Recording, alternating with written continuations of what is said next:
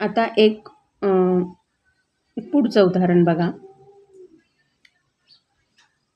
एका दुकानदाराने असं ठरवलं की त्याला त्याचे पडदे जे आहेत त्याच्या दुकानातले ते एका ठराविक किमतीला विकायचे आहेत आणि त्याने त्यावरती किंमत पण ठरवली त्यांची कितीला विकायचे.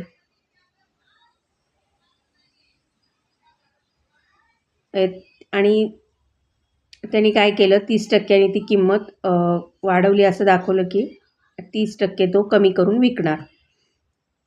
आणि त्यांनी त्याच्यावरती काय केलं, 20% डिस्काउंट असं त्यांनी सांगितलं. मग त्याला त्याच्यावरती जी त्यांनी किंमत ठरवली होती त्याच्यावरती त्याला किती टक्के जास्त मिळाले हे आपल्याला शोधायचं आहे. म्हणून मग आता आपण काय केलं, 100 रुपयात आपण ते धरली त्याची किंमत, कारण त्यांनी वाढवून नंतर कमी करायसारखं असं दाखवलं त्यांनी ते. तर मग 100 रुपयात ती किंमत धरली आपण, तर तिचा 100वरती 30 रुपये त्यांनी वाढवून दाखवले म्हणून 130 रुपये झाले. म्हणजे तिचा बाजारभाव किती झाला, 30 रुपये, 130 रुपये झाला. त्या 130 रुपयावरती परत तो काय म्हटला, 20% डिस्काउंट देऊन मी ते विकणार आहे. म्हणून 130 गुणिले 20/100 बरोबर 26 रुपये. म्हणजे विक्री मूल्य मग किती येणार आहे, 130मधनं 26 गेल्यावरती 104 रुपयाला तो ती वस्तू त्याची विकणार आहे. मग आता त्यांनी 100 रुपयाला जर ठरवलं आहे की 100 रुपयाला मला ते पडदा विकायचा, तर त्याला 104 रुपये मिळणार आहेत. म्हणजे 4% त्याला जास्त मिळणार आहेत त्याची वस्तू विकल्यानंतर.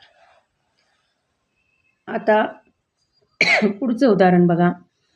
आता एक वस्तू आहे, त्या वस्तूवरती त्या दुकानदाराने असं ठरवलं की मी 8% डिस्काउंट देणार आहे, तरीही त्याला 15% नफा होतो आहे.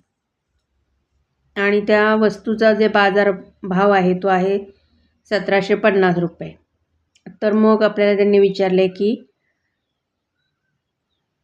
त्या वस्तूची किंमत किती आहे, खरी किंमत जी त्या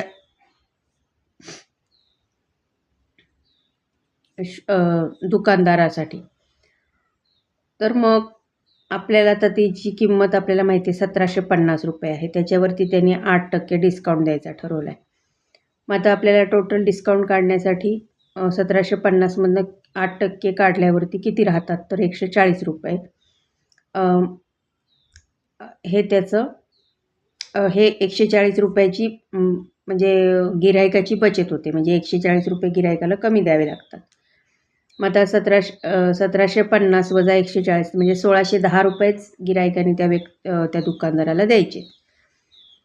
मग आता 15% जर प्रॉफिट आहे त्याला, तर 100वरती 100 ही जर त्याचं खरेदी मूल्य असेल तर त्याचं विक्री मूल्य 115 रुपये आहे. कारण 100वरती 15% म्हणजे अधिक 15, 100 अधिक 15. मग विक्री किंमत किती होते, 115, आणि मूळ किंमत किती आहे त्याची 100 रुपये. म्हणून मग विक्री किंमत ही 1610 आहे.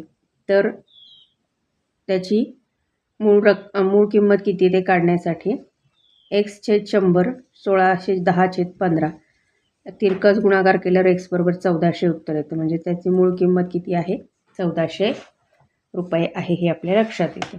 मग आता इथे सूत्र बघा काय आहे, विक्री किंमत बरोबर बाजारभाव किंवा बाजार मूल्य वजा सूट आणि पर्सेंटेज म्हणजे टक्के आपल्याला काढायचं. पर्सेंटेज हे जे एक्सचे आहेत ते कसं काढतात, x/100 म्हणजे जी सूट दिलेली आहे ती छेद बाजारभाव. सराव संच 9.1